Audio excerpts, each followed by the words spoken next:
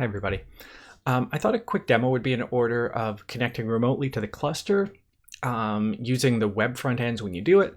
And for this video, doing it somewhere where you can't connect directly to the gateway. We've had to geo-restrict that server. Apparently the number of attacks on it have been not cool. So I'm going to start here. I've already created an SSH key on my computer, so I'm not going to do that again, but that's the SSH keygen command that's in the docs.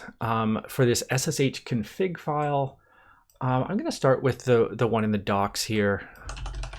And because I can't connect directly to the gateway, I need to choose somewhere else on campus. So ts.sfucloud.ca meets those criteria. I have to connect to it on port 24. That's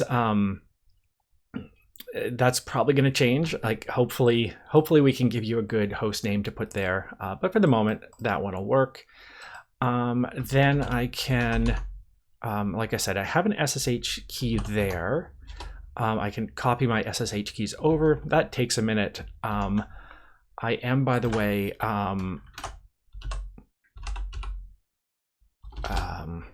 sorry. I'm in Singapore right now. I have VPN'd my way to Singapore.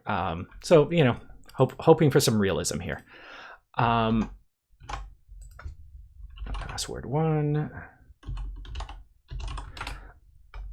Oh, I missed. Nuts. Password 2. Okay.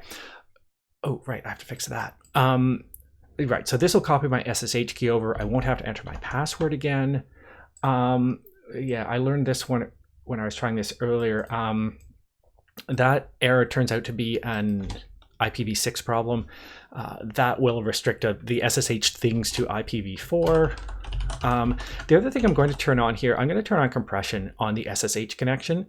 So that should, I think it gzip compresses or something, the SSH traffic as it goes across. If you have kind of a slower internet connection, that should help. Okay. So my keys are there. Now with any luck, I should be able to SSH there, no problem, and get connected. So now I'm not yet on the gateway, but I should be able to connect to the web front ends. Because again, what's happening here is on localhost port 8088 is being forwarded over that SSH connection to master.sfucloud.ca port 8088. So this much is working.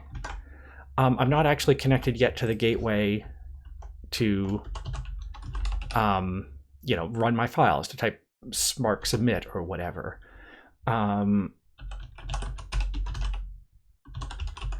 So I do have an SSH key here as well. Again, I want this second hop to also be password free. I think this should work.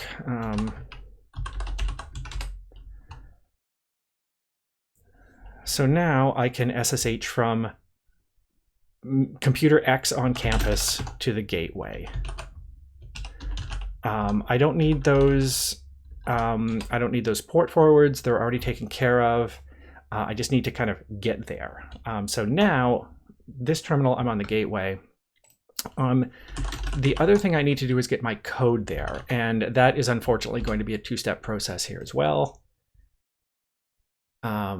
So I'm going to copy. Well, I'm going to copy that code to wherever I can. Again, wherever I can get on campus, and then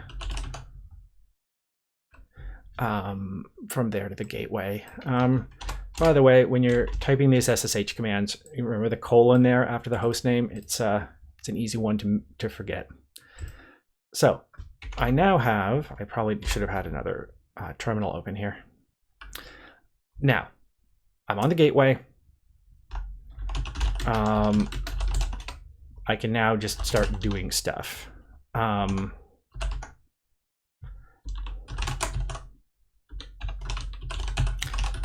You know, and as that goes, I should here in this web front end, and I can access the HDFS this way as well. But I should be able to, as this job starts up, see, there we go, this So the thing that some of you have found out that isn't going to work here is if I click this application master link, the problem is I'm connected through this SSH tunnel localhost, and I cannot find a way. I've looked to make Spark not put an absolute URL there. It inserts this host name into the URL, which is on campus. If I replace that with localhost, I'm going to be back over that SSH tunnel. So the thing that just happened there was I had that URL and I sort of hand edited it to that. Whoops. Again, I wish it wasn't so, but it just seems to be the way that goes. But now I can do, like, I'm there, I can work. The other thing that I do to make that easier on my computer, you can, I'm just going to edit my host file here. So this says this computer that happens to be the master.sfucloud.ca's proper name. I'm going to treat that like it's localhost, so that now when I write that file, now this link is going to work because I've sort of overridden the IP address for that host name. That will, again, latency of this VPN connection aside, that'll work once things get going, and I hope I actually saved that thing properly. That should work. I have faith in the system. It'll get there. Yeah, again, my VPN is what it is. There we go. Yeah, take the fastest VPN route you can. Don't do what I just did and go around the world and back again. But that being said, hopefully that helps. Again, I thought maybe the actually seeing it done would help more than written instructions. So good luck. Hopefully everything's going to work out for people. And again, watch the watch our sort of broadcasts for what the right host to connect to is. I'll work with the tech staff. We'll try to get something going.